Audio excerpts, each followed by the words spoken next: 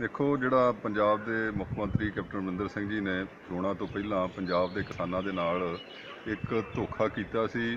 ਇੱਕ ਲਾਰਾ ਲਾਇਆ ਸੀ ਕਿ ਅਸੀਂ ਪੰਜਾਬ ਦੇ ਕਿਸਾਨਾਂ ਦਾ ਜਿੰਨਾ ਵੀ ਕਰਜ਼ਾ ਜਿਹੜਾ ਕਿਸੇ ਵੀ ਬੈਂਕ ਦਾ ਹੋਵੇ, ਭਾਵੇਂ ਕਿ ਉਹ ਖੇਤਰੀ ਬੈਂਕਾਂ ਦਾ ਹੋਵੇ, ਸਹਿਕਾਰੀ ਬੈਂਕਾਂ ਦਾ ਹੋਵੇ ਜਾਂ ਨੈਸ਼ਨਲ ਬੈਂਕਾਂ ਦਾ ਹੋਵੇ, ਉਹ ਸਾਰੇ ਦਾ ਸਾਰਾ ਕਰਜ਼ਾ ਜਿਹੜਾ ਅਸੀਂ ਮਾफ़ ਕਰਾਂਗੇ। ਔਰ ਸਭ ਤੋਂ ਵੱਡੀ ਗੱਲ ਕਿ ਇਸ ਕਰਜ਼ੇ ਨੂੰ ਲੈ ਕੇ, ਮਾਫੀ ਨੂੰ ਲੈ ਕੇ ਕੈਪਟਨ ਅਮਰਿੰਦਰ ਸਿੰਘ ਜੀ ਨੇ ਗੁਟਕਾ ਸਾਹਿਬ ਨੂੰ ਹੱਥ 'ਚ ਫੜ ਕੇ ਜਿਹੜੀ ਕਸਮ ਖਾਧੀ ਸੀ ਕਿ ਅਸੀਂ ਸਾਰੇ ਕਿਸਾਨਾਂ ਦਾ ਕਰਜ਼ਾ ਜਿਹੜਾ ਮਾफ़ ਕਰਾਂਗੇ।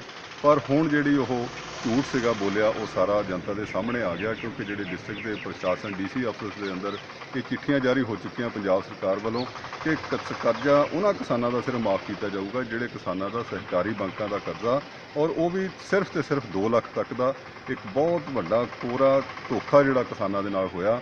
ਅੱਜ ਕਿਸਾਨ ਜਿਹੜੇ ਆ ਕੋਸ ਰਹੇ ਆਪਣੇ ਆਪ ਨੂੰ ਕਿ ਅਸੀਂ ਇਸ ਸਰਕਾਰ ਨੂੰ ਜਿਹੜਾ ਵੋਟਾਂ ਪਾ ਕੇ ਵੱਧ ਚੜ੍ਹ ਕੇ ਕਾਮਯਾਬ ਕੀਤਾ, ਔਰ ਅੱਜ ਦੀ ਤਰੀਕ 'ਚ ਪੰਜਾਬ ਦਾ ਕਿਸਾਨ ਜਿਹੜਾ ਆਪਣੇ ਆਪ ਨੂੰ ਠੱਗਿਆ ਮਹਿਸੂਸ ਕਰ ਰਿਹਾ।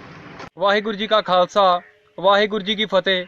ਜੋ ਅੱਜ ਦੀ ਕਾਂਗਰਸ ਦੀ ਕੈਪਟਨ ਸਰਕਾਰ ਆ, ਜੋ ਕਿਸਾਨਾਂ ਦੇ ਨਾਲ ਦਿਨ ਪਰ ਦਿਨ ਇੱਕ ਕੋਝਾ ਮਜ਼ਾਕ ਕਰ ਰਹੀ ਆ, ਅਸੀਂ ਕਿਸਾਨ ਇਸ ਦੀ ਬਿਲਕੁਲ ਨਿੰਦਾ ਕਰਦੇ ਹਾਂ, ਸਖਤ ਸ਼ਬਦਾਂ ਵਿੱਚ ਨਿੰਦਾ ਕਰਦੇ ਹਾਂ। ਤੇ ਸਰਕਾਰ ਨੂੰ ਇੱਕ ਅਸੀਂ ਆਪਣੇ ਵੱਲੋਂ ਬੇਨਤੀ ਕਰਨਾ ਚਾਹੁੰਦੇ ਹਾਂ ਕਿ ਜੋ ਉਹਨਾਂ ਨੇ ਹੁਣ ਕਰਜ਼ੇ ਦਾ ਇੱਕ ਝੂਠਾ ਜਿਹਾ ਪਲੰਦਾ ਬੰਨ੍ਹਿਆ ਆ ਕਿ ਕਰਜ਼ਾ ਮਾफ़ ਕੀਤਾ ਜੋ ਕਿਸਾਨਾਂ ਦਾ, ਜੇ ਕਰਜ਼ਾ 2 ਲੱਖ ਦੀ ਗੱਲ ਕਰਦੇ ਆ, 2 ਲੱਖ ਮਾफ़ ਕਰਨਾ ਪਹਿਲਾਂ ਤਾਂ 2 ਲੱਖ ਛੋਟਾ ਕਿਸਾਨ ਹੋਵੇ ਚਾਹੇ ਵੱਡਾ ਕਿਸਾਨ ਹੋਵੇ, ਉਹਦਾ 2 ਲੱਖ ਸਾਰਿਆਂ ਦਾ ਬਰਾਬਰ ਮਾफ़ ਕਰਨਾ ਚਾਹੀਦਾ ਆ।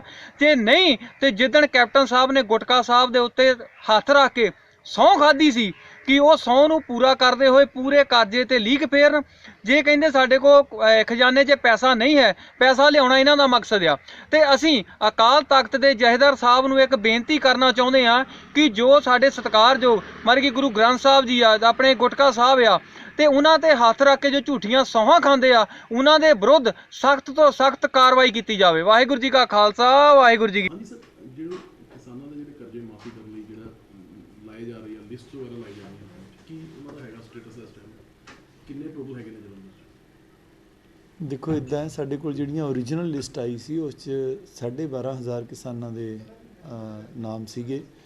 ਪਹਿਲੇ ਫੇਜ਼ ਦੇ ਵਿੱਚ ਮਾਰਜਨਲ ਫਾਰਮਰ ਭਾਵ 2.5 ਏਕੜ ਜਾਂ ਉਸ ਤੋਂ ਘੱਟ ਵਾਲੇ ਜਿਹੜੇ ਕਿਸਾਨ ਨੇ ਔਰ ਉਹਨਾਂ ਦੇ ਜਿਹੜੇ ਕੋਆਪਰੇਟਿਵ ਕਰਜ਼ੇ ਨੇ ਉਹ ਮਾफ़ ਕੀਤੇ ਜਾਣੇ ਆ। ਇਹ ਜਿਹੜੀ ਸਾਰੀ ਇਨਫੋਰਮੇਸ਼ਨ ਹੈਗੀ ਹੈ ਆਨਲਾਈਨ ਕੋਆਪਰੇਟਿਵ ਬੈਂਕਸ ਦੀ ਜਿਹੜੀ ਹੈਗੀ ਹੈ ਕੋਆਪਰੇਟਿਵ ਮਹਿਕਮੇ ਵੱਲੋਂ ਥਰੂ ਐਗਰੀਕਲਚਰ ਡਿਪਾਰਟਮੈਂਟ ਜਿਹੜੀ ਸਾਡੇ ਕੋਲ ਆ ਗਈ ਸੀ। ਅਸੀਂ SDMs ਰਾਹੀਂ ਥੱਲੇ ਪਟਵਾਰੀਆਂ ਨੂੰ ਭੇਜ ਕੇ ਇਨ ਦਾ 3rd ਵੀਕ ਆਫ ਦਸੰਬਰ ਅਸੀਂ ਜਿਹੜੀ ਇਹਦੀ ਸਾਰੇ ਬੰਦਿਆਂ ਦੀ ਜਿਹੜੀ ਜ਼ਮੀਨ ਹੈ ਇਹਦੀ ਆਨਲਾਈਨ ਪੜਤਾਲ ਕਰਵਾਤੀ ਸੀ।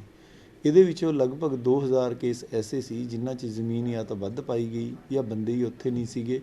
ਉਹ 2000 ਕੇਸ ਛੱਡ ਕੇ ਲਗਭਗ 10,000 ਕੇਸ ਸਾਡੇ ਵੱਲੋਂ ਕਲੀਅਰ ਹੋ ਗਏ ਸੀਗੇ। 10,000 ਕੇਸ ਉੱਪਰ ਡਿਪਾਰਟਮੈਂਟ ਨੂੰ ਭੇਜੇ ਗਏ। ਡਿਪਾਰਟਮੈਂਟ ਆਫ ਐਗਰੀਕਲਚਰ ਅਤੇ ਕੋਆਪਰੇਟਿਵ ਵੱਲੋਂ ਉਹ ਵਾਪਸ ਹੁਣ ਸਾਡੇ ਕੋਲ ਸੋਸ਼ਲ ਆਡਿਟ ਲਈ ਆਏ ਨੇ। ਸੋਸ਼ਲ ਆਡਿਟ ਤੋਂ ਭਾਵ ਇਹ ਹੈ ਕਿ ਇਹ ਜਿਹੜੀਆਂ ਲਿਸਟਾਂ ਹੈਗੀਆਂ ਨੇ ਇਹ ਇਲੈਕਟ੍ਰੋਨਿਕਲੀ SDMs ਕੋਲੇ ਅਸੀਂ ਲਾਸਟ ਵੀਕ ਆਫ ਦਸੰਬਰ 'ਚ ਭੇਜੀਆਂ ਨੇ। SDMs ਵੱਲੋਂ ਇਹਨਾਂ ਦੀ ਜਿਹੜੀ ਕਾਪੀ ਕੱਢੀ ਗਈ ਹੈ, ਕਾਪੀ ਕੱਢ ਕੇ ਹਾਰਡ ਕਾਪੀ ਜਿਹੜਾ ਕੋਆਪਰੇਟਿਵ ਡਿਪਾਰਟਮੈਂਟ ਹੈਗਾ ਉਹਨਾਂ ਵੱਲੋਂ ਪਹਿਲਾਂ ਤਾਂ ਇਹਦਾ ਟੇਬਲ ਆਡਿਟ ਕੀਤਾ ਗਿਆ 29/30/31 ਨੂੰ। ਟੇਬਲ ਆਡਿਟ ਦਾ ਭਾਵ ਇਹ ਹੈ ਕਿ ਵੀ ਬਈ ਖਾਤਿਆਂ 'ਚ ਦੇਖ ਕੇ ਵੀ ਇਹ ਵਾਕਈ ਰਕਮ ਠੀਕ ਹੈਗੀ ਹੈ। ਉਸ ਤੋਂ ਬਾਅਦ ਇਹ ਜਿਹੜੀਆਂ ਲਿਸਟਾਂ ਹੈਗੀਆਂ ਨੇ 1 ਤੇ 2 ਤਰੀਕ ਨੂੰ ਇਹ ਪਿੰਡਾਂ 'ਚ ਚਸਪਾ ਕਰਕੇ ਸੋਸ਼ਲ ਆਡਿਟ ਕੀਤਾ ਜਾਣਾ ਤਾਂ ਕਿ ਪਿੰਡਾਂ 'ਚ ਇਹ ਗੱਲ ਪਤਾ ਲੱਗ ਜੇ ਕਿ ਵਾਕਈ ਇਹ ਕਿਸਾਨ ਇੱਥੇ ਰਹਿੰਦੇ ਨੇ ਜਾਂ ਇਹਨਾਂ 'ਤੇ ਕਰਜ਼ਾ ਹੈਗਾ। ਉਸ ਤੋਂ ਬਾਅਦ ਜਦੋਂ SDMs ਵੱਲੋਂ ਇਹ ਲਿਸਟਾਂ ਸੋਸ਼ਲ ਆਡਿਟ ਪੜਤਾਲ ਕੇ ਡਿਪਟੀ ਕਮਿਸ਼ਨਰ ਆਫਿਸ ਆ ਜਾਣਗੀਆਂ ਤਾਂ ਅਗਲੇ 2-4 ਦਿਨਾਂ ਦੇ ਵਿੱਚ ਜਿਹੜੀ ਇਹ ਹੈਗੀ ਹੈ ਸਾਡੇ ਵੱਲੋਂ ਸਰਕਾਰ ਨੂੰ ਭੇਜ ਦਿੱਤੀਆਂ ਜਾਣਗੀਆਂ। ਬਟ ਇਨ ਐਨੀ ਕੇਸ ਅਸੀਂ ਇਹ ਜਿਹੜਾ ਸਾਰਾ ਪ੍ਰੋਸੀਜਰ ਹੈਗਾ 7 ਤਰੀਕ ਤੋਂ ਪਹਿਲਾਂ ਪੂਰਾ ਕਰ ਲੈਣਾ। ਮਾਨਯੋਗ ਮੁੱਖ ਮੰਤਰੀ ਪੰਜਾਬ ਜਿਹੜੇ ਹੈਗੇ ਆ ਉਹ 7 ਤਰੀਕ ਨੂੰ ਸਕੀਮ ਦਾ ਜਿਹੜਾ ਆਗਾਜ਼ ਹੈ ਉਹ ਮਾਨਸੇ ਜ਼ਿਲ੍ਹੇ ਤੋਂ ਕਰ ਰਹੇ ਆ। ਬਟ ਇੱਥੇ ਮੈਂ ਕਲੀਅਰ ਕਰਦਾ ਕਿ 7 ਤਰੀਕ ਨੂੰ ਜਿਹੜੇ ਸਰਟੀਫਿਕੇਟਸ ਹੈਗੇ ਆ ਉਹ ਸਿਰਫ ਮਾਲਵੇ ਦੇ 5 ਜ਼ਿਲ੍ਹਿਆਂ ਦੇ ਜਿਹੜੇ ਵੰਡੇ ਜਾਣੇ ਆ। ਦੁਆਬੇ ਦੇ ਲਈ ਅਸੀਂ ਸਾਰੀ ਜਿਹੜੀ ਪ੍ਰੋਸੀਜਰ ਹੈਗਾ ਜਲੰਧਰ ਜ਼ਿਲ੍ਹੇ ਲਈ ਵੀ ਅਸੀਂ ਪੂਰੀ ਕਰ ਲਈ ਹੈ। ਬਾਕੀ ਜ਼ਿਲ੍ਹਿਆਂ ਦੇ ਡਿਪਟੀ ਕਮਿਸ਼ਨਰ ਵੀ ਇਹ ਕਾਰਵਾਈ ਪੂਰੀ ਕਰ ਰਹੇ ਆ ਅਤੇ ਜਦੋਂ ਵੀ ਗਵਰਨਮੈਂਟ ਵੱਲੋਂ ਇਹ ਸਰਟੀਫਿਕੇਟਸ ਵੰਡਣ ਦਾ ਜੋ ਵੀ ਪ੍ਰੋਸੀਜਰ ਆਏਗਾ ਉਸ ਅਨੁਸਾਰ ਅਗਲੀ ਕਾਰਵਾਈ ਕੀਤੀ ਜਾਵੇਗੀ।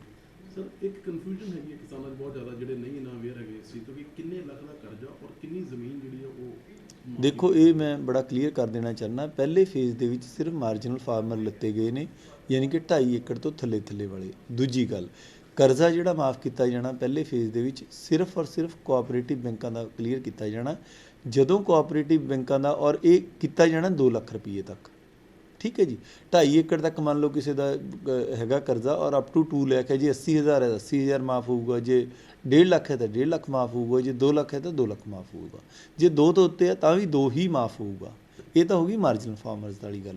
ਉਸ ਤੋਂ ਬਾਅਦ ਫਿਰ ਬਾਕੀ ਰਹਿ ਗਏ ਸੈਕੰਡ ਔਰ ਥਰਡ ਫੇਜ਼ ਦੇ ਵਿੱਚ ਜਿਹੜਾ ਹੈਗਾ। ਸੈਕੰਡ ਫੇਜ਼ ਦੇ ਵਿੱਚ ਨੈਸ਼ਨਲਾਈਜ਼ਡ ਬੈਂਕ ਨੇ, ਭਾਵ ਜਿਹੜੇ ਸਰਕਾਰੀ ਬੈਂਕ ਨੇ, ਉਹ ਇਸ ਫੇਜ਼ ਤੋਂ ਬਾਅਦ ਆਏਗਾ। ਉਹ ਜਿਵੇਂ ਵੀ ਗਵਰਨਮੈਂਟ ਦਾ ਪ੍ਰਪੋਜ਼ਲ ਆਏਗੀ ਉਸ ਤੋਂ ਬਾਅਦ ਜਿਹੜੇ ਕਿਸਾਨ ਰਹਿ ਜਾਣਗੇ ਪ੍ਰਾਈਵੇਟ ਬੈਂਕ ਵਾਲੇ, ਉਹ ਥਰਡ ਫੇਜ਼ ਦੇ ਵਿੱਚ ਲੱਤੇ ਜਾਣਗੇ।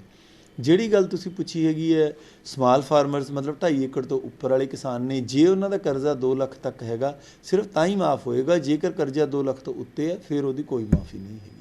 ਬਟ 2.5 ਏਕੜ ਤੱਕ ਦੇ ਜਿਹੜੇ ਮਾਰਜਨਲ ਫਾਰਮਰ ਨੇ, ਭਾਵੇਂ ਉਹਨਾਂ ਦਾ ਕਰਜ਼ਾ ਜਿਹੜਾ ਹੈਗਾ 2 ਤੋਂ ਉੱਪਰ ਵੀ ਹੋਵੇ ਤਾਂ ਵੀ ਕਰਜ਼ਾ ਉਹਨਾਂ ਦਾ ਮਾਫ ਹੋਊਗਾ, ਬਟ ਮਾਫ ਹੋਣ ਵਾਲੀ ਰਕਮ ਸਿਰਫ 2 ਲੱਖ ਰੁਪਏ ਹੋਊਗੀ। ਜਿਹੜਾ ਉਸ ਤੋਂ ਉੱਪਰ ਹੈ ਉਹ ਉਹਨਾਂ ਨੂੰ ਆਪ ਬੇਅਰ ਕਰਨਾ ਪਵੇਗਾ।